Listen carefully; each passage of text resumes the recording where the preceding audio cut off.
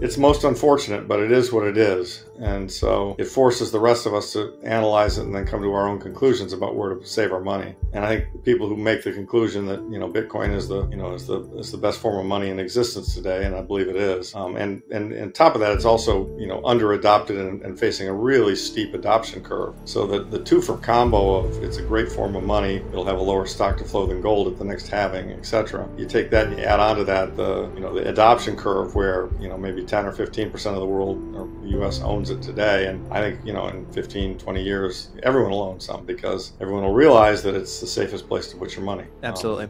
So let's talk about here the path forward for price inflation, how the Fed's rate hikes are kind of putting consumers and businesses on the edge. Of course, you and I know a recession, a slowdown in economic growth, a contraction in economic growth. And now that rate hikes are finally trickling their way through the economy, we're seeing it visible in inflation, and eventually we'll see it in consumers and businesses too. What's your take on the current, the most recent prints of consumer price inflation? This is the 12th month in a row. Let's start with the premise that all inflation numbers are kind of cooked, okay, and always have been. But if look, the direction and magnitude. I mean, it's there is some data here that has some usefulness, and so the number came in at 3%, which was lower than expected. This is a headline number for last month. I think it was expected to be 4%. And a big part of that, as we all know, a big part of inflation is oil prices, because gasoline's a huge part, and energy a big part of everyone's expenses. And keep in mind that this has partly been cooked because Biden has drained the Strategic Petroleum Reserve. And so it's my belief that we are now in an inflationary world. We were not for a long period of time, from the 1980 when Volcker did his thing all the way until the peak deflationary moment, which in my opinion was March of 2020, when the 10-year traded down in the 56 basis point area. That was peak deflation. It was a blow off. And ever since then, we've been in an inflationary world, and it's going to be back and forth. There are going to be surges up, and then a retrace, and then a new surge up. If you look at the 70s, Tavi Costa has a great chart on it. It shows there were 3 waves of inflation, each had a higher high and a higher low. And so, pre-2020, I mean, if you recall, the Fed back in the 17, 18, 19 period said, well, inflation's too low, we got a problem. And partly because we'd had 40 years of deflation. That's how they were able to, with a straight face, in spite of printing a ton of money and sending out stimulus checks, they were able to say, the inflation we're having is transitory. Well, no, it's not. And so we are now in an inflationary environment. This 3% gives Powell some cover, which he undoubtedly wants. Will it go lower? Possibly. I'm not an expert on dissecting these numbers.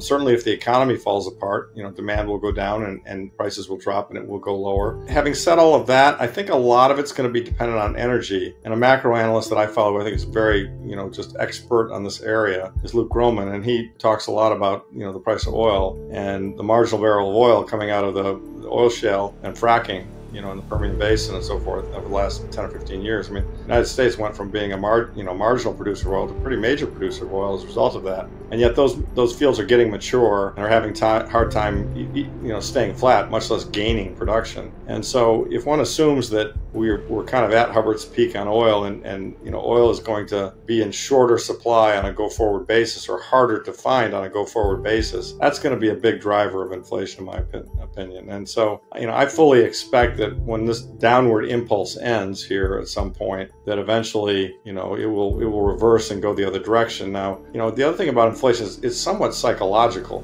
If people think there's going to be inflation, well, there's going to be inflation, because they'll rush out to buy things before the price goes up. Right. And also, if your neighbor sees inflation and your neighbor's getting a wage increase, well, then you want one. And, two data points on that front recently, I'm sure you saw them, was the airline pilots. United airline pilots, I think, got wage gains of between 37 and 40% over a couple-year period. It was like 18% in the first year. I mean, good Lord. I mean, I know apparently there's somewhat of a pilot shortage, but an 18% annualized increase in your wages, that's a big number, right? And of course, that was seen by the United Auto Workers. The head of the United Auto Workers came out and said, hey, all our union members are, working their asses off building these cars, and everything they buy is more expensive. We're ready to strike too, unless we get something similar. So, what the thing the Fed can do is, they can raise interest rates to try and calm down the monetary conditions, slow the economy down. But the fact of the matter is, if inflation's there and it gets into the wage equation, which it appears to be doing, then it's a real problem, because, if people want higher, and the labor markets are pretty tight, and that's another problem unto itself. itself. I mean, we've got the exact opposite of the 1980s when all the baby boomers were entering the workplace. Now all the baby boomers are exiting the workplace. So, you've got fewer younger workers. And I mean, talk to anybody who lives in the suburbs and tries to get an electrician or a plumber to come to their house and then look at the price of it. I mean, these guys are killing it. Right? Oh yeah. Oh yeah. Yeah. And so it's there's a shortage of workers. So what does that mean? Well, it means people are going to be able to demand higher wages and get them. So I think we are in an inflationary decade. I think this is going to look very much like the 70s on steroids. And the 70s was when we coined the term stagflation, which meant, inflation without any growth. I mean, maybe the top line is growing, but remember, if you're selling the same number of widgets and the price per widget is higher, well, then you record a growing sales figure, but you didn't really sell any more widgets. There was no unit growth. There was no fundamental growth. And I could see that. I could see a very slow unit growth environment with higher prices for everything.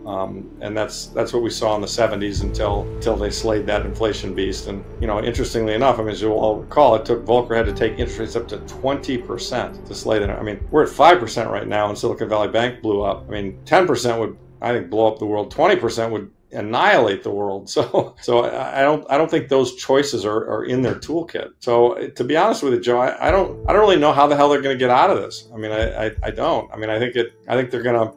My sense is they're going to print as necessary to keep the system going, and they're faced with two very bad possibilities. One is complete, collapse, and I know they want to avoid that. And the other is high inflation. I think they want to avoid that too. But I think when the choice is collapse or inflation, I think they'll view inflation as the less painful of the two choices. I think so collapse, too. Yeah, the total collapse scenario, they just can't let that happen. They won't let that happen. And we saw that in 2008. You had, the big TARP bailout and everything else. They said, the ATMs aren't going to work. And I mean, they did what they had to do. They printed the money. In March of 2020 on the COVID crisis, same story. The world's going to come to an end as a result of this virus if we don't print this money. And they printed ungodly amounts of money. And so, we're going to see another one of those. And they're going to print more ungodly amounts of money. That's my estimate. Now, don't ask me to tell you the exact timing on that because nobody knows, especially not me. Absolutely.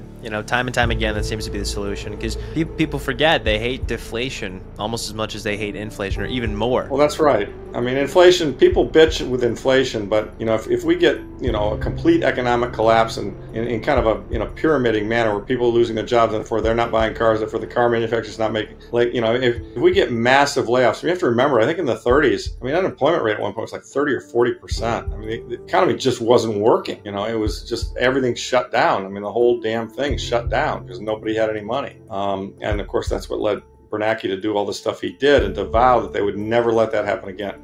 He even had a speech about it where he talked about helicopter money. If need be, we can drop money from helicopters. And we saw that. I mean, look at COVID. I mean, the stimmy checks were a good example of that. Hey, this economy is in deep shit. We got to, people don't have enough money. Everybody's hurting. Everyone's stuck in their house. We need to send you a check. And, universal basic income was talked about. That could come back. I suspect it will come back. Having said that, all of those things are extremely inflationary, extremely.